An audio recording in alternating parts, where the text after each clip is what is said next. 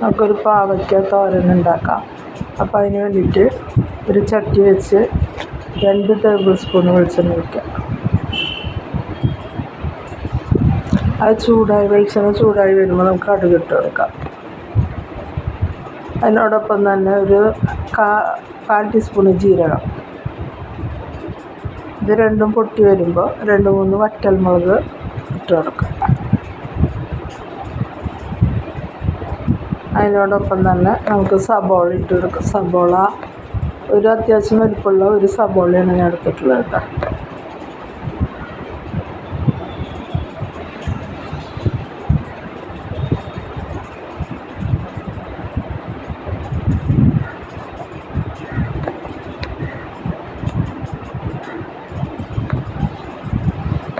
ആ സവാള ഒന്നായി വരുമ്പോൾ നമുക്ക് കുറച്ച് വേപ്പില ഇട്ട് കൊടുക്കാം. എല്ലാം നന്നായി ഒന്ന് വഴന്ന് വരട്ടെ.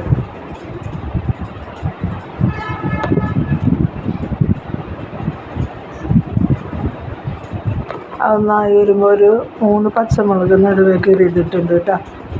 അത്യാവശ്യം എരിവുള്ള പച്ചമുളകാണ്. അപ്പോൾ അതൊക്കെ ഒന്ന് നന്നായി അതിൻ്റെ പച്ചമണം പോണ വരെ ഒന്ന് ഇളക്കി കൊടുത്ത് സബോളയൊക്കെ ഒന്ന് വഴന്ന് വരുന്ന വരെ ആക്കിയിട്ട് അതിലേക്ക് നമുക്ക് പൊടികൾ ഇട്ട് കൊടുക്കാം.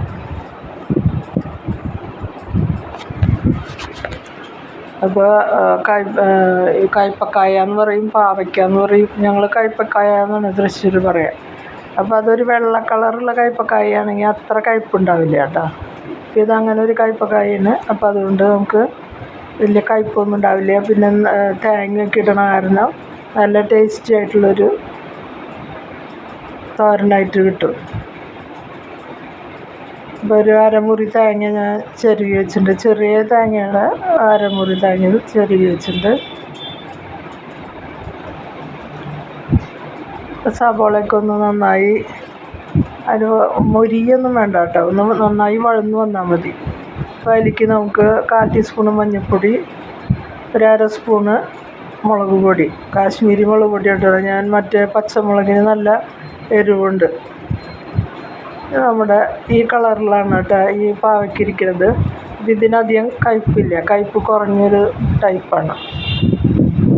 നല്ല ടേസ്റ്റായിട്ട് നമുക്കിത് ഉണ്ടാക്കിയെടുക്കാം കേട്ടോ.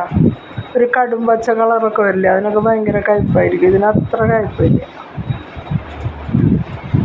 പിന്നെ ഇത് തേങ്ങയൊക്കെ ഇട്ട് വരുമ്പോൾ ഒരു ടേസ്റ്റാണത്. ഇത് നമുക്ക് മൂടിയിട്ട് ആവിയിൽ വേവിച്ചെടുക്കാം, വെള്ളമൊന്നും ഇട്ട് ഒഴിക്കാതെ. ഇപ്പോൾ ഇതായി വന്നിട്ടുണ്ട്. ഇതിലേക്ക് നമുക്ക് തേങ്ങ ഇട്ട് കൊടുക്കാം.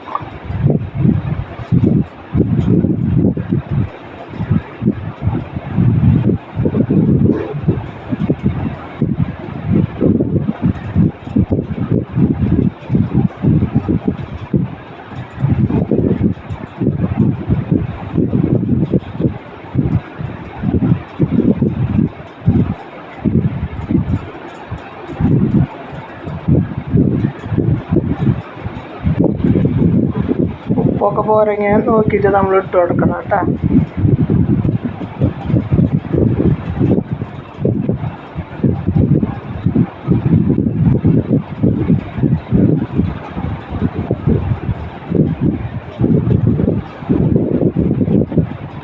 അപ്പോൾ നമ്മുടെ പാവയ്ക്ക തോരൻ റെഡി ആയിട്ടുണ്ട്. നിങ്ങൾക്ക് ഇഷ്ടപ്പെട്ടാൽ ലൈക്ക് ചെയ്യാനും ഷെയർ ചെയ്യാനൊന്നും മറക്കരുത്. Thank you, by. സബ്സ്ക്രൈബ് ചെയ്യണേ.